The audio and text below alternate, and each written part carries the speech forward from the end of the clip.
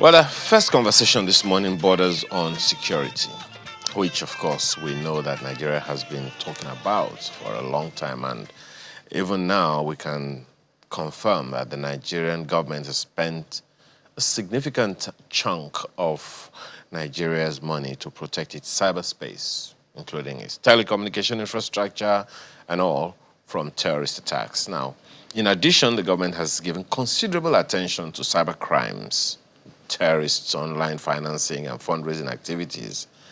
But it seems that these efforts have in the past failed to recognize the threats presented by terrorist propaganda in the Nigerian cyberspace. And guess what? Cyberspace is increasingly becoming the platform to promote terrorism because it allows easy access to actors to disseminate information beyond geographic borders. The internet and social media, they create alternative realities for actors, audiences, and users are influenced by the information given to them by strangers, rightly or wrongly. Let's have conversations around these issues this morning with Dr. Sheyi Adetayo, who is a former Regional Vice President, ACIS International West and Central Africa Region. He's here with me in the studio. Thanks for joining us today. Good morning, Ayo. Yeah. We also have Dr.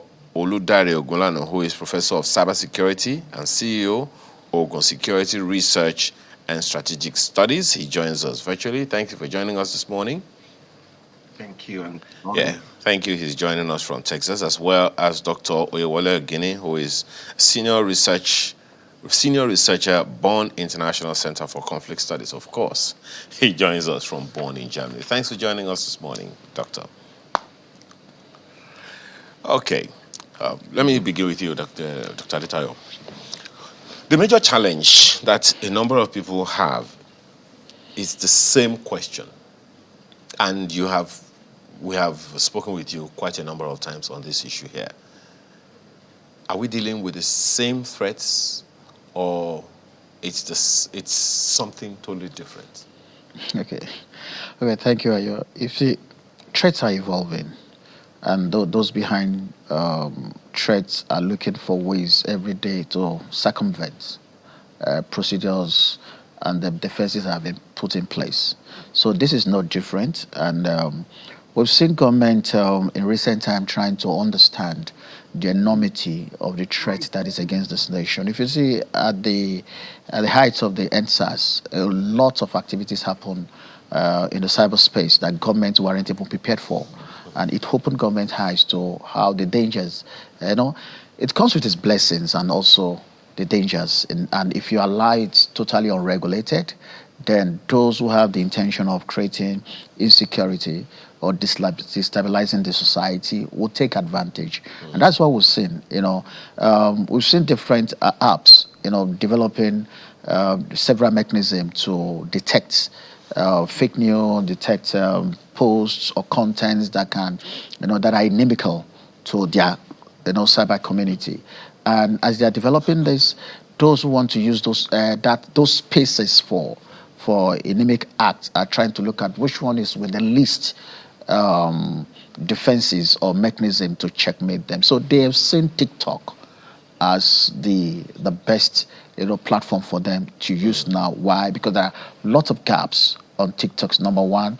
If you look at the one we're talking about right now, majority of those who are sharing this negative contents or criminal contents are either using Arabic, using Hausa language, or Fufude, which is the Fulani language, as the ones that affect us in Nigeria. And if you look at the TikTok algorithm, they don't have that. They have that language limitations in terms of Fufude, in terms of Hausa language. So even their AI cannot detect when things are said using Hausa language and the Fufude. Secondly, they've also devised a way in which they misspell hashtags, and they also use special characters to spell. Like if I want to write iron now, and I try to use at to write the hey, that's a special character. Or four, yeah. So and because of the way their AI algorithms were developed, it will not easily pick that. And they're also using, trending songs to cover the internet. So it flows with trading hashtag. So by the time, their hashtag detection mechanism is not seeing what it's looking for, it will just easily pass. Okay. Yeah. Dr. Oglano, one of the questions on my head when we talk about these insecurity issues, particularly as it affects the cyberspace, one of the major questions in my head, Dr. Oglano, is, do you think we are approaching it the right way? Here is my reason. A huge population of the people who are vulnerable in the cyberspace are young people. Perhaps also some of the people being used to foment this insecurity in the cyberspace are young people as well.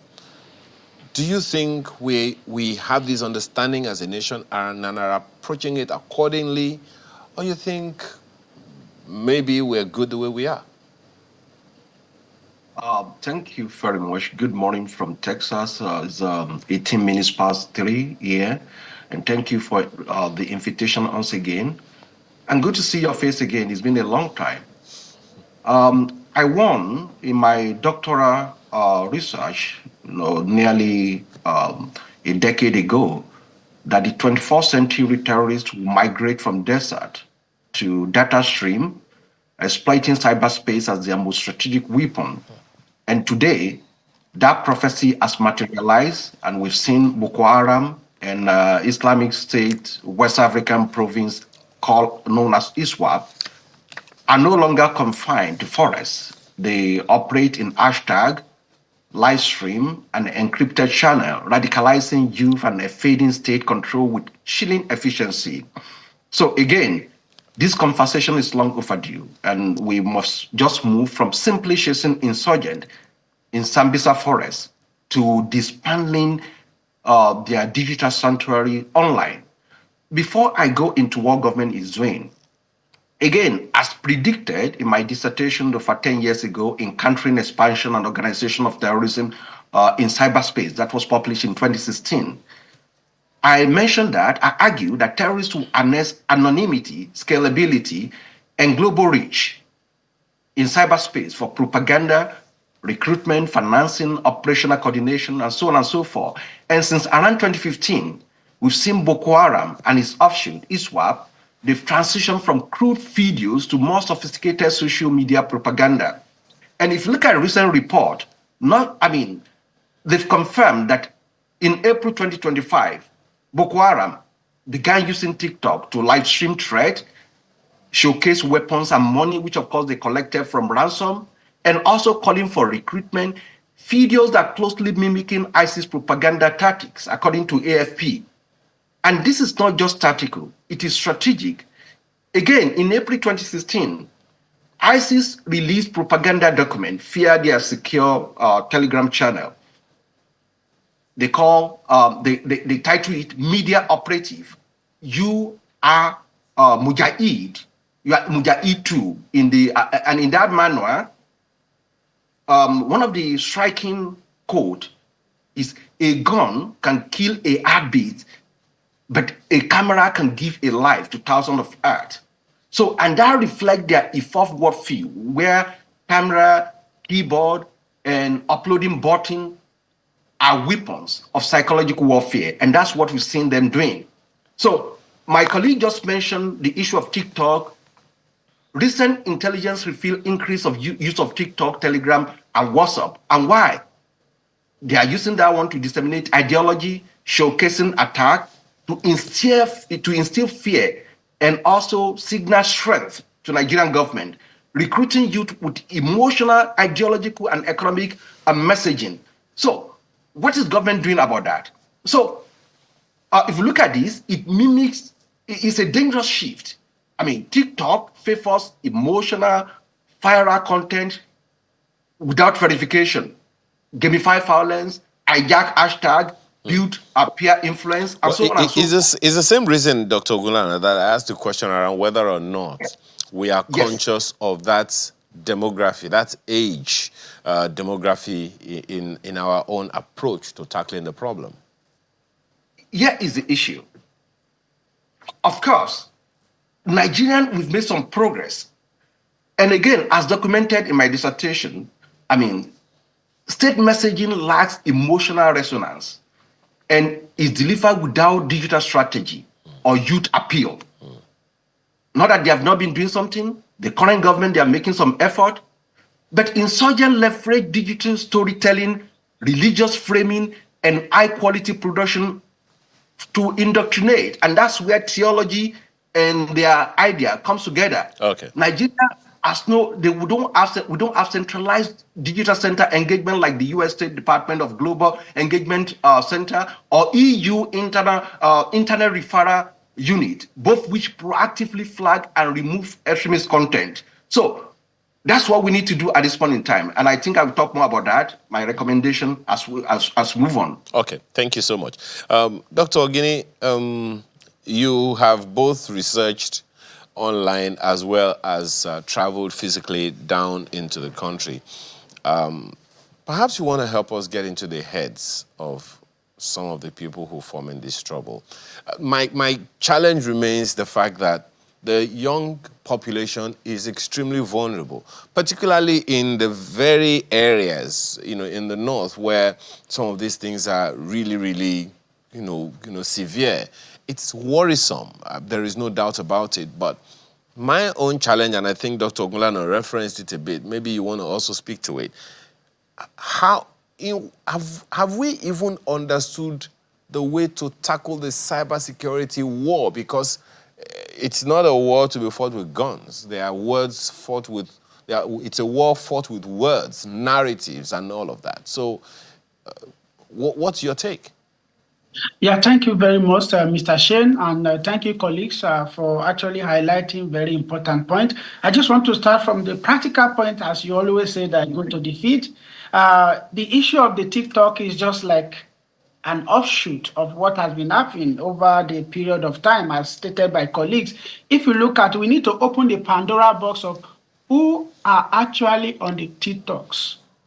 During this period, what we find out is a bit very different. Young people are the one behind it. This is very quite right. But which kind of young people?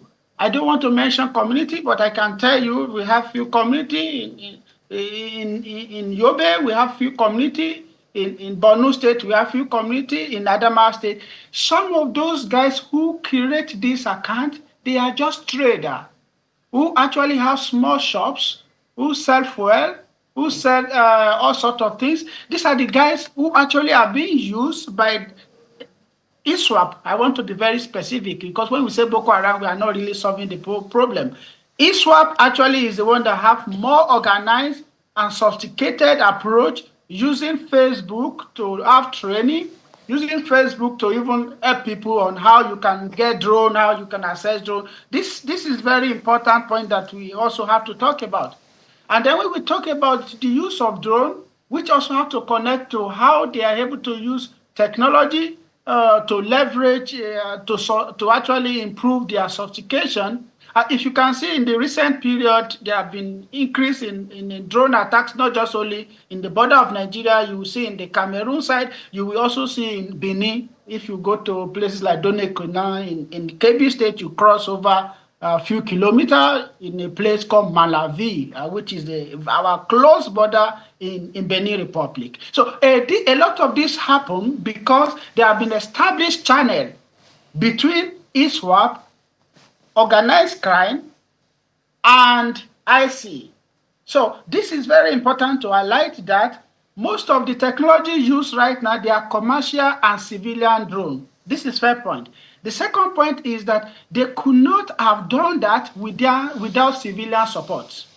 So which means people who live in our cities, people who live in our close to the conflict area, they are much more supportive and they leverage their technology. If you want me to give you an example, I was interviewing a guy and told me, look, when we, for example, have a wound, we have a way of bringing people who are wounded who cannot be treated in the forest to a particular hospital in Adamawa State. I will not mention the name of the the hospital. Just to give you an example of how it works. So it's the same thing how they're able to leverage to access technology in Lagos to buy few things. So this commercially used drone, commercially used for agriculture, for video and others, they convert it, and that is one point. As I'm talking to you right now, there's a connection between Houthis and Al-Shabaab. Al-Shabaab, which you know, operate in the East Africa. Naturally, Al-Shabaab is actually affiliated to Al-Qaeda group. So they are not actually work together, but in recent time, they continue to work together to expand their logistical network. And Al-Shabaab also have been visiting Sahel in the recent year. So what it means that this network will continue to expand. And there's now a need for the government to have a high turnover. It's very important to know that the government is trying to establish 4 satellites, which I think very important, because even with the drone that we acquired recently from Turkey, which is a combat drone, if care is not taken, this armed group can hijack it, and that would be a very dangerous point for us. You know, Dr. Ogini, the issues, anyway, let me come to you, Dr. Adetayo. I know that Nigeria has the capacity to monitor or track, you know, the digital the spectrum of the country. Is this intractable? No, it is not. It all has to do with our ability to catch up with the growth in cyber threats. I think on Thursday, I was opportune to be at the Senate hearing on ICT and cyber security, and this was one of the major issues discussed. And for the first time, and let me also say this on it, for the first time, we're having chairman of both houses committee on ICT and cyber security are chaired by professionals in the business. So there is hope for us to get to where we're going, because we have professional senators and House of Rep members that are high city guru that understand the problem. And if you look at the content of the deliberation, you will know that Senator Ashiru is vast in. So there is hope. And they are also trying to catch up, both with legislations and also with actions to support all the agencies that are going to be responsible, or they are responsible to cater for it. But at the same time, the people also need to support to help. You know, one of the things that these things are, you know, okay, from the government level is for them to develop AI-based monitoring system. API-based monitoring system to ensure that they are able to pick all those things real time as they are putting it up there. The people also, you know, we also have the responsibility of reporting when we see, not, you know, trying to follow such groups. You know, you see, you know, accounts that are meant to propagate, especially the bandits are doing that right now. Those in the North Central, those in the Northwest, they are using TikTok, you know, to further, and they are using it to recruit. So you see, if you look at the Human Goals reports, you know, gave series of instances where, you know, bandit leaders are using TikTok to recruit, asking people to submit their account numbers to be given token, the same way influencers are doing direct to say, okay, time for giveaways. They're also doing giveaways on TikTok. I see lots of young people are submitting their bank accounts online to receive giveaway. And this shows that there are lots of ignorance on the part, and they're exploiting, you know, illiteracy and poverty in those areas. So lots of people. You see young people also say, please, can you give me the contact? I want to join.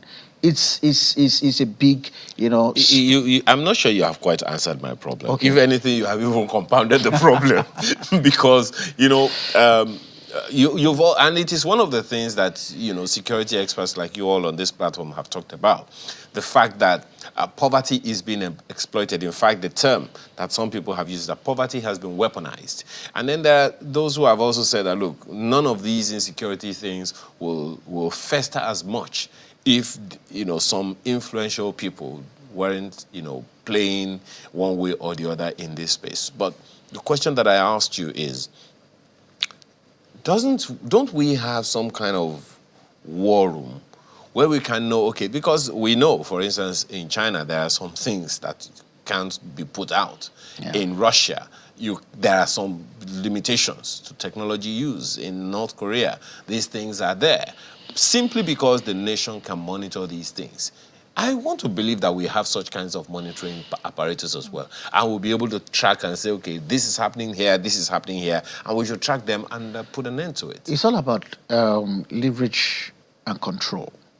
You see, in China, TikTok came from China. And China, the way China is governed is such that there's some level of repression in China. Our own law does not allow that. And if we try to do that here, people will actually say, oh, we're preventing free speech and this. But those are part of the tools that they had to put in place, or maybe they had to put in place, to force certain actions. TikTok is from China. That can be done. Russia is, the way Russia is. It's a socialist, communist, society for a long time. They have a way in which they control, and they are seen or tagged as, repressive country or a government that try to enforce certain things irrespective of what the law is saying outside of Russia. But in our own environment, remember when social media, Facebook and the rest, there was an action against it. There was an uproar. But something happened. An homegrown app came up. And people started going to that homegrown. If you allow a situation where we have our own homegrown, and where we can control, Nigerian law can easily. Why is TikTok having problem in the US? Because US is concerned that all the information that TikTok is generating, the Chinese government are receiving it. And they are concerned that information relating to American citizens are easily being taken from TikTok. So they want a form of control on TikTok such that they can prevent TikTok from sharing, those information with the Chinese government. Now, do we have such leverage? Do we have such control? No. But there are ways in which gradually we are building that. Remember that, government now came up with regulation to say, you know what, for you to be able to operate in Nigeria, you must have offices in Nigeria.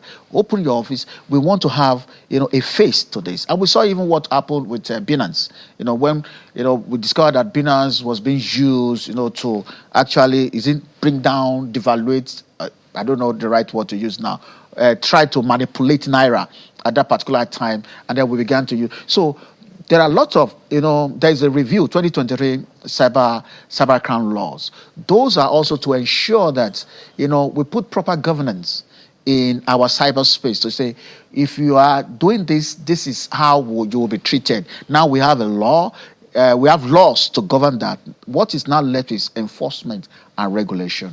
And that is where we're going right now. So it goes back to the same question. And I'm glad you mentioned that the legislators are experts in the business. Yeah. Do you think it could come into consideration, particularly because of the future of the nation? Because if the young people are as vulnerable as they are now, and they can use technology the way they're using it, mostly out of ignorance, mostly because of poverty, the poverty that is being exploited, is it impossible for us to track the location of these bandits, particularly in the cyberspace? If it is possible, why are we not doing that? Okay, there are lots of things. Number one, if you look at the volume, we have over 24 million Nigerians accounts on TikTok from Nigeria. The volume of contents that are coming out.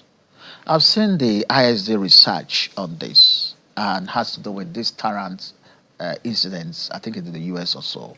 And in spite of that, there are still several videos showing people how to carry out that Christchurch attack on TikTok.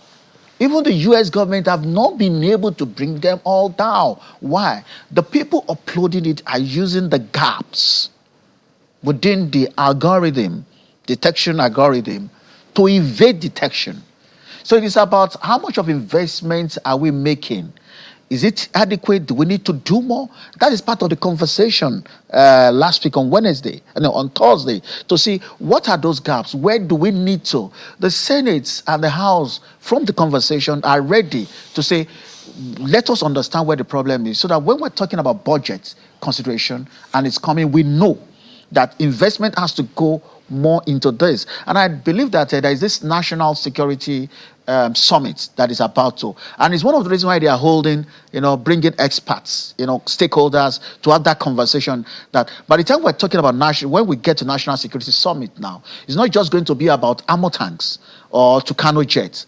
We need to now focus on those ones we've not actually paid enough attention because they are new threat and evolving threats. We now need to now start looking at them to say, okay, if you're going to spend 10 naira, let's be able to budget 20 or 30 naira out of it into dealing with threats from the cyberspace so that we can start building capacity and capabilities. And I know that we have, when it comes to individual human capital to tackle this, Nigeria has one of the best, biggest reservoir of intellect and intellectuals in the space. Okay. So when we have the right funding, we can be able to attract the right kind of people within Nigeria and start developing. But we should start looking at how to develop homegrown social hubs that can, cater for our need and we can easily regulate. Okay.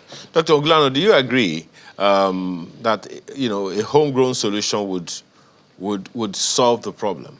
But if you agree with him, you can speak to that. But the question that I want to ask you is, what role do you see for the subnationals in this whole space? We hear that all insecurity or all security or insecurity is local. That's on the one hand. On the other hand, he has also spoken about the capacity. Do you see a role or two for the states in this whole cybersecurity sphere? Again, before I answer your question, I want to quickly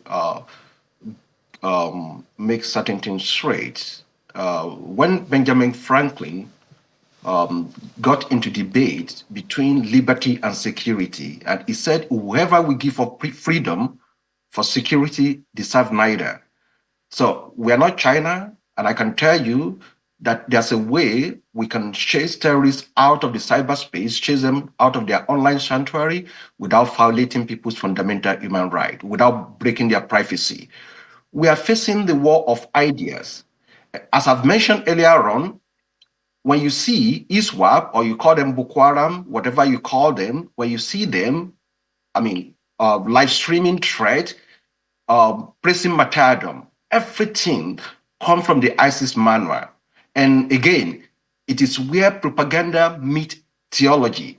And the manual stated this completely, that this one, whoever that incite is a mujahid, steering others towards jihad and opening their eyes to it is jihad.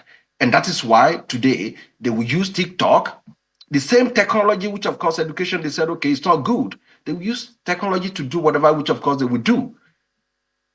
Back to your question, we have Cybercrime Act of 2015, right? It has been in place, but the enforcement remains weak. And the Nigerian government has recently launched and deployed 130,000 armed forest guard also, in response to what is going on, which is commendable.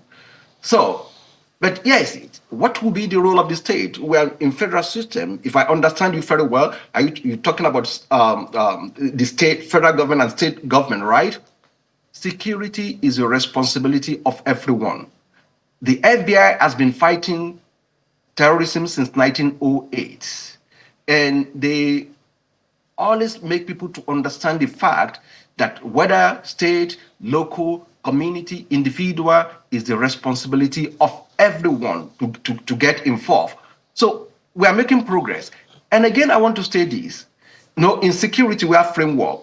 We start with people, process, and the final piece of it is technology. Nigeria, we are very quick to talk about technology. We are very quick to talk about homegrown technology. And I'll give you a sample. In this country, we use technology successfully to conduct local government election. We use it successfully to conduct state election. But when it comes to certain level, the technology fails, to work. And what I want to bring out is that technology fails when human beings are compromised. And we have to talk about that. We are facing war of ideas. We need credibility. there's something that our DSS cannot track. They can track everything. And in building capacity, even if we are talking about homegrown, we need collaboration. We cannot fight terrorists without collaboration, without international collaboration. We are talking about TikTok, we are talking about WhatsApp. These are cloud-based technology. I'm a professor of cybersecurity here, and those technology. So we need subpoena. We can work with some of those, which of course I know Nigerian government is doing. If Nigerian government want to do something, they will do it effectively. The only thing that I've seen in recent time is that instead of focusing on that, they would rather come to you speaking against government on the television, or chasing activists speaking against government, or chasing using that Cybercrime Act of 2015, chasing them. They have everything at their disposal. It's just a matter of political will. And I've seen some progress. I've seen Nuhu Ribadu is doing a lot of work underground. Just the fact that, the magnanimity of the problem, that is making it look as if they are not doing anything. Okay. We have War Room, we have Fusion Center. As I've mentioned earlier on, we can integrate the DSS and also integrate civilian into the Fusion Center and bring experts and collaborate with the international community, who of course have access to the intelligence, and we can bring down some of those propaganda down in real time. All this, we involve collaboration, not just issue of homegrown technology. Homegrown technology is not going to work in isolation. It's going to work on the internet. It's going to use server, and the server is going to be located everywhere. So we need collaboration to be able to do that. Okay. And I will talk more about that later. Okay. Yeah. Well, Dr. Ogini, I think it's a good place for us to begin to talk solutions now. It's as you heard Dr. Ogunlana say, we've had this cybercrime law since 2015, and even added to that was an attempt to regulate social media in the past dispensation. So what are the options for us, in your opinion, Dr. Ogini, and what are the hurdles that must be crossed if we are to succeed? Yeah, thank you very much. I think I agree to what Dr. Ogulana just mentioned on the aspect of freedom and security. We can achieve that, and that's very important to state that both have to work hand in hand together. I want to first talk about the terrorist financing, which is also very important, because without finance, they cannot also do what they are doing. First, if you remember when there was a change of currency, ISWAP changed its strategy and said, look, we don't even want to collect Naira anymore. Pay us in CFA, France CFA. So this is just to give you an example. It's the same thing. So the kidnapping aspect, for example, they collect the money with cash and others. There are other strategies to use. For example, we can also implant on the currency given to them, and that will track them wherever they are, and that can easily be done. That's not even a big problem to put something in the money and give to them, and then you track them.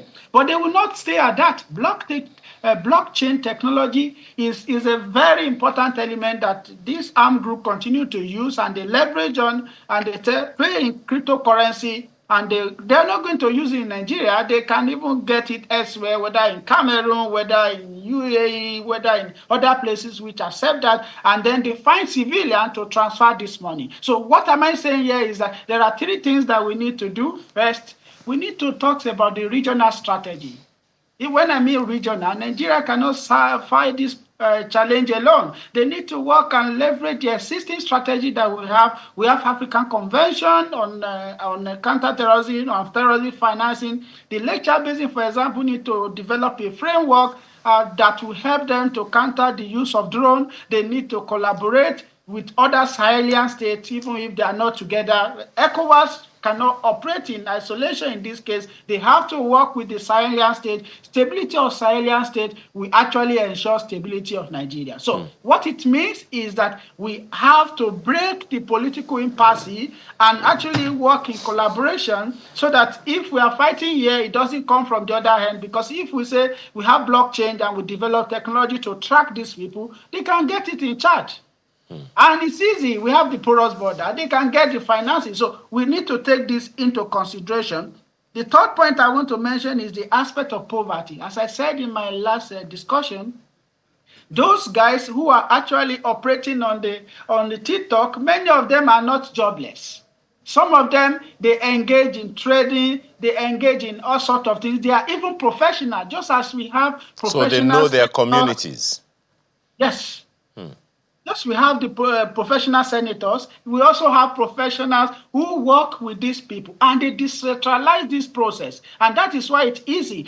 ISWAP will not hesitate to use anyone so far they collaborate. Just as is mentioned on the issue of Northwest, Lakurawa use bandits whenever they want it. They say, we kill you or you join us. So they use this approach. We have to put the young people at the center of technology. It is enough to have old people who don't have the technology savvy controlling our space. Young people need to be trained. We need to have them in large number to actually occupy our cyberspace. And this is very important in order not just only to attract them, but also to be to act in advance or think in advance, because young people, they actually have more skill in terms of tackling emerging issues. Okay. This is what. Well, thank you so much, Dr. Ogine. I sincerely hope someone is listening. Well, Dr. Adetayo, I hope you are taking notes. So that way you go for the next, Senate meeting or something. But, what's your take on all of these, particularly because, and I've said this over and over again, the young people of the 60s, what they had over their parents was education. Yeah. And with that, they were able to fight for Nigeria's independence. And today, of course, how many years after, all of us are still enjoying, that. They got into government because of their education. This day, this generation, the power the young people have over, the older people. It's technology. It's technology. So isn't it about time we begun to recognize that and deploy the young people to face the young people in the cyberspace in other parts of the world? Well, I think, every day we're employing into the Nigerian civil service agencies. If you look at the recruitment requirement from age 18 to 25, these are young people.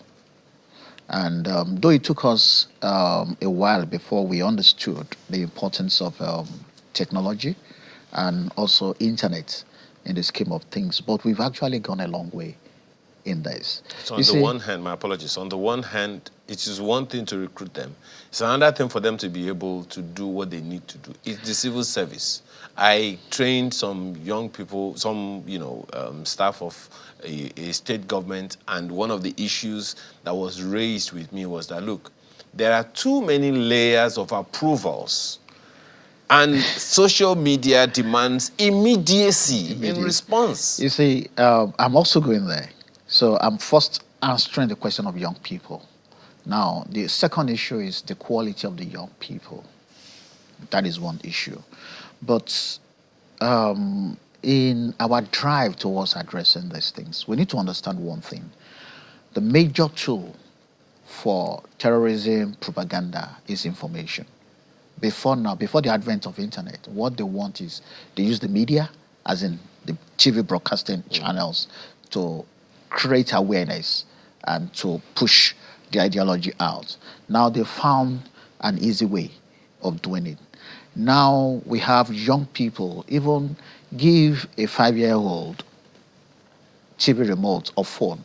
He or she will even understand more than what you as a parent understand on that phone, because they easily walk around it. They are now living in a different world where alternative reality, is where they are living.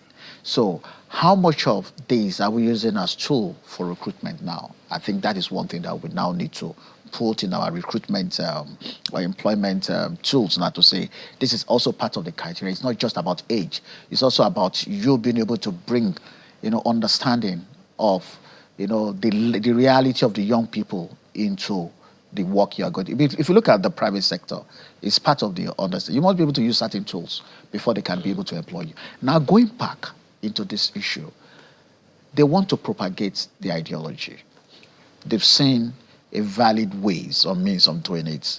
And the best way today is TikTok. how do we address it? It is very, very simple.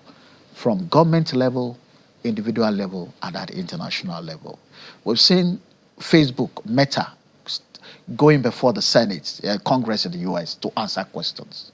We need also to bring those people to Nigeria to come and answer questions.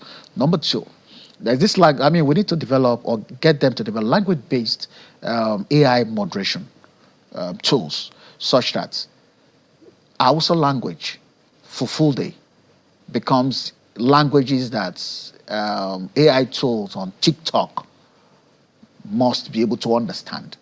So it's us getting TikTok to say, okay, Facebook is doing already where they can easily, translate. If you see they can easily translate. TikTok must, if we give TikTok between so period and so period, develop, a language-based moderation tool on Fulfulde on Hausa language, or else we'll probably block TikTok from operating in Nigeria. I'm sure TikTok will quickly come up with something because we have one already in existence in other social app where they're doing. So which means that somebody has already done that in that language, it can easily be translated. We also need to also push it out to Nigerians to understand, using all available medium now, to say, when you see any of this content with evading hashtag, where they're using special characters to evade the algorithm tool, or they are misspelling, or they are using trending songs to cover it, please report it. This is where you should report it to, so that first report those content to the social hub, and also copy or hashtag this so that government will also see it and they will also be able to address. If we're able to do all this and also engage, other international or foreign organizations that can help us also to address this, Doctor, we'll be able to bring this in now. Yeah, Doctor, it sounds like you're saying that the people should not be doing the work that they employed government for. Okay, I'll give you an example. See, attacks, subversion, this is subversion, and also terrorism. Attacks happens at different levels, both at individual, at organization, and also at government level. We all have responsibilities. If somebody writes something against you, you are going to report, but you also have a responsibility to report that thing because the phone is right there in your hand. The question, I am reporting this content. The question anyone is going to ask you, Dr. Adetayo, is: we don't even trust government. We haven't trusted government in how many years, in how many decades? Now you're asking me to trust the same government with my security through my own phone. They didn't buy data for me. Let them go and do their jobs. So why are we complaining then? We're complaining because they are not doing their jobs. No, we're complaining because government is not doing their job. We all have responsibility as individuals to do our part. I get your point, but I'm also saying that the average Nigerian out there has little trust for government, and government needs to build that trust first. Don't you agree? At what point are we going to agree that government actually has the best interest of the people at heart? We see people, Nigerians right there in the Northeast, dying every day. They are also parts of government because they carry government ID, they carry weapons belonging to government. They are working under the directive of the government. So government is sending them there to do something. See, we need to actually, we need to have this reorientation about how we look at things.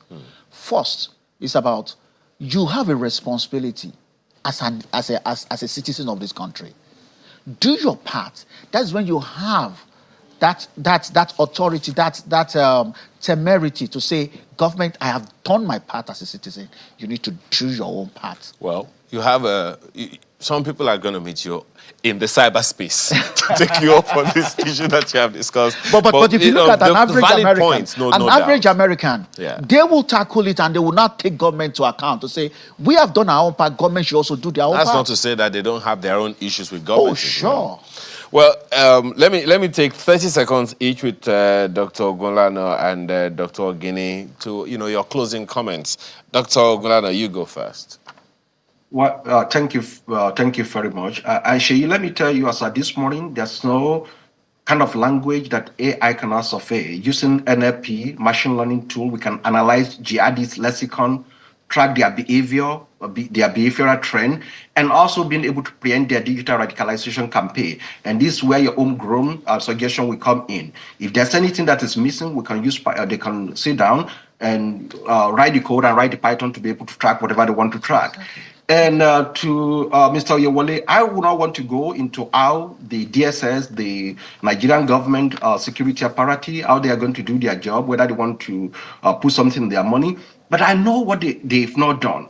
It's high time for them to establish National Cyber Counterterrorism Fusion Center, which of course we integrate DSS, military, cyber unit, police, cyber crime team, and also private sector analysts into that. And that mirror the framework like US Cyber Command and India NatGrid. And also, it's important to formalize takedown protocol with social media platform that I've suggested earlier on. Dr. Glano, I think you're already calling the government into a room to have a meeting. Maybe when you return. I'm just trying to say that because to dismantle this insurgent machinery, we're talking about, we must recognize that we are facing war of ideas. Absolutely. It's a war of narratives that has been put out a number of times. Thank you so much. Dr. Ogini, your last 30 minutes, please, on this program today. Thank you very much. I just want to say it's not enough to recruit young people. It's enough to give them a decision to make, to give them role to play. And this is very important.